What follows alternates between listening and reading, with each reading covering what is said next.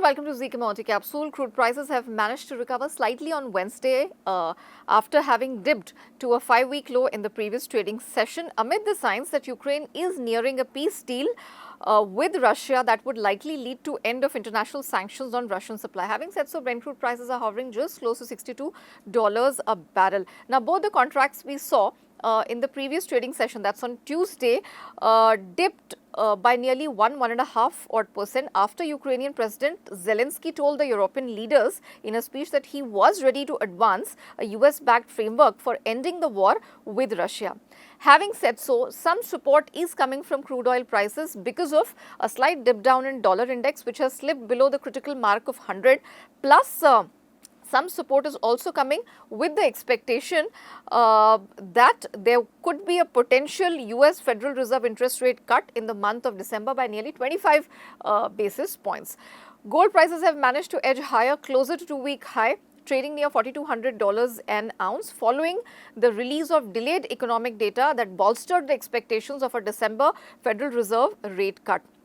Although capping further gains are the signs of easing geopolitical tensions after Ukrainian officials have agreed to a plan to end war with Russia, thereby reducing the demand for safe haven assets. Copper prices managed to inch higher just a bit, but are trading in a very tight range between $10,800 to $10,900 a ton, as soft US data boosted the expectations of December Federal Reserve rate cut, while a Chinese industry official flagged halted smelting projects and warned against ultra-low processing fees. Having said so, as I mentioned, copper prices are largely listless but trading in a very tight range.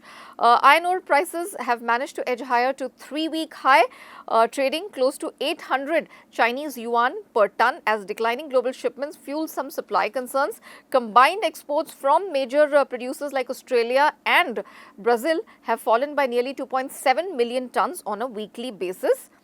Meanwhile, sentiment was also supported after Chinese President Xi Jinping and US President Donald Trump held a phone call earlier this week, wherein they had their first discussion since agreeing on a trade deal last month, and a fresh sign of improving Sino-US relations. And last but not the least, soybean. CBOT soybean prices have crept higher on Wednesday. It's hovering very close to its 17-month high on Chinese purchases of US beans. Let me remind you, soybean prices have surged nearly 12% since mid-October.